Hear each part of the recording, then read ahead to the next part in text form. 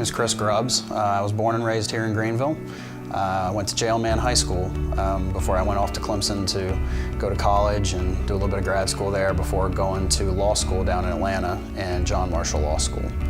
I got into martial arts when I was 8 years old and have been doing it ever since, intermittently on and off for 24 years now. I've been an attorney for 5 years. I just opened my own practice, so now I'm the proud owner of the Grubbs law firm, also here in Greenville. Growing up, I came from a pretty secular family.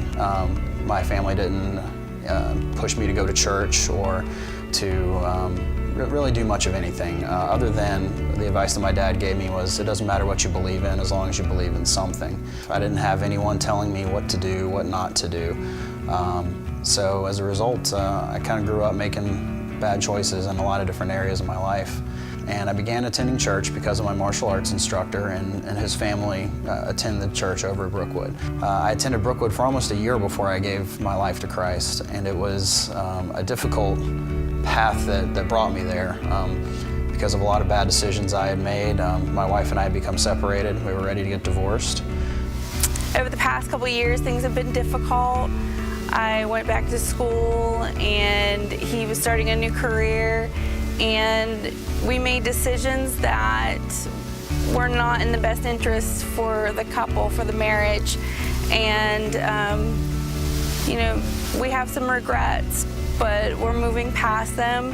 And I think one of the biggest contributors to us moving past them is finding Jesus.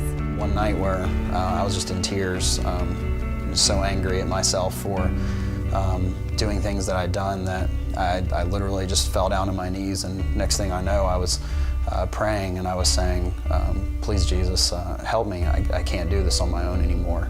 I accept you into my life, and I want you to guide me from here on.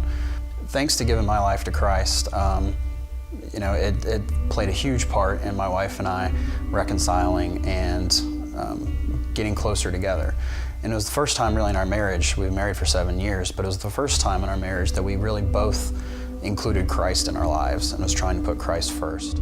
Together, when, you know, exploring and the Bible and studying and finding God, and we've become closer together. We've become a closer couple, and I love him more and more each day. Just like Perry talked about one Sunday, when you have the triangle and you put God at the top of the triangle and you both are in the bottom corners, the closer you get to God, the closer you come together. And that couldn't be more true with the way that things have been ever since I was saved, and ever since she and I have both decided to walk this path together. I've noticed differences in the way he talks to me, the way he carries himself, and the way he handles difficult situations.